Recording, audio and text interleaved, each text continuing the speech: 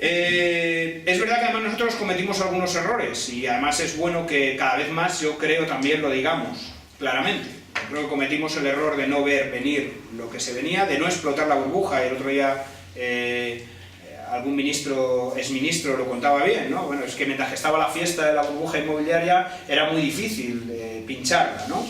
Pero es verdad también que probablemente cometimos errores como aumentar el déficit estructural bajando los impuestos a los ricos o bajando en tiempos de bonanza según qué impuestos, que probablemente no deberían de haberse bajado nunca porque agrandaron esta cuestión. España, os decía, y os lanzo algún dato, tiene uno de los índices más bajos en desigualdad con respecto a toda Europa, una de las mayores brechas sociales. Tiene también un Estado, como os decía, muy poco social. El gasto social por PIB de España es del 22,7, en la Unión Europea de los 15 es del 27,5, es decir, 5 puntos por encima. En Suecia, por ejemplo, es el 29%.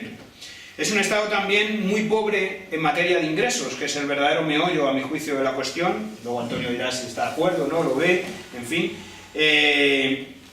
Porque, por ejemplo, tenemos un 32% del PIB de inversión de ingresos frente a la Unión Europea, que tiene un 44% de ingresos, Grecia un 37%, Suecia un 54%. Y tenemos uno de los países con menor porcentaje de empleados públicos y empleados en la cuestión social. Un ejemplo, con los mismos parámetros que Suecia, por ejemplo, habría 5 millones más de empleados en lo público, y que son, por cierto, justo más o menos la cifra de parados de la que nos estamos hablando. El porcentaje de población adulta con empleo público en la Unión Europea de los 15 es el 15%, en España es del 9%, en Grecia es del 14%, pero con un 30% en materia de seguridad y defensa, que también hay que decir. Tenemos el gasto social más bajo en la Unión Europea. En la Unión Europea la media es del 27, en España es del 21. Es verdad que lo aportamos cuando gobernamos, pero seguimos estando lejos y ahora nos estamos alejando bastante más.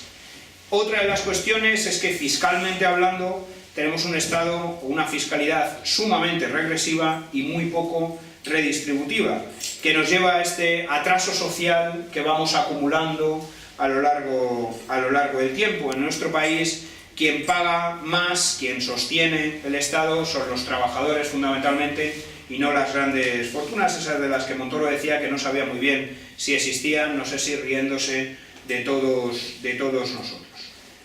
Por último, me gustaría decir también que en todo caso, y en términos generales, hay sin duda alternativas a esta situación, si uno hace un buen diagnóstico de quiénes son los culpables, si uno hace un buen diagnóstico de que hay dinero para rescatar a la banca, no hay dinero para rescatar a los ciudadanos, si uno hace un buen diagnóstico de que el problema de este país no es un problema de deuda pública, sino que es un problema de absorción de la deuda privada de los bancos como si fuese deuda pública, o si hace un análisis también de que lo que no nos sobra y lo que sin duda es claro que sí es financiable son los gastos sociales. Por cierto, se está aprovechando esto también para subastar nuestra sanidad y nuestra educación y que algunos hagan dinero de todo esto.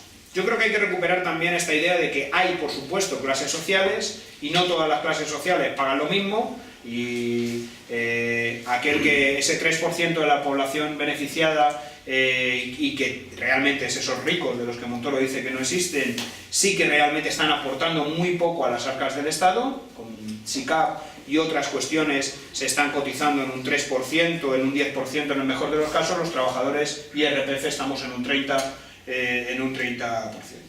Hay que decir también, creo, en esto de las alternativas, que nunca en la historia de la economía ni de la política se salió de una crisis con recortes. El New Deal, por ejemplo, y no eran sospechosos de ser izquierdistas peligrosos, que fue la Gran Depresión, no significó, no fue la receta de los recortes, fue otra receta radicalmente distinta que todos conocéis. El Plan Marshall fue exactamente igual. En una crisis de estas dimensiones, lo que probablemente estemos haciendo es agravar la crisis con las recetas que estamos haciendo, cosa que es además sumamente grave, porque los causantes de la crisis son los que nos hacen las mismas recetas para que sigamos en la misma crisis, en una especie de espiral que no sabemos muy bien dónde va a terminar.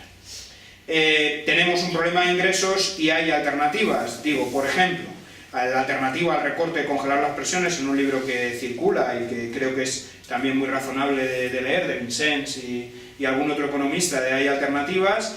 Bueno, pues los 1.200 millones de recortes en las pensiones se podrían haber eliminado con el mantenimiento del impuesto de patrimonio, que serían 2.100 millones, con anular las rebajas al impuesto de sucesiones, que son 2.552 millones, con revertir la bajada de impuestos a las personas que ingresan más de 120.000 euros al año.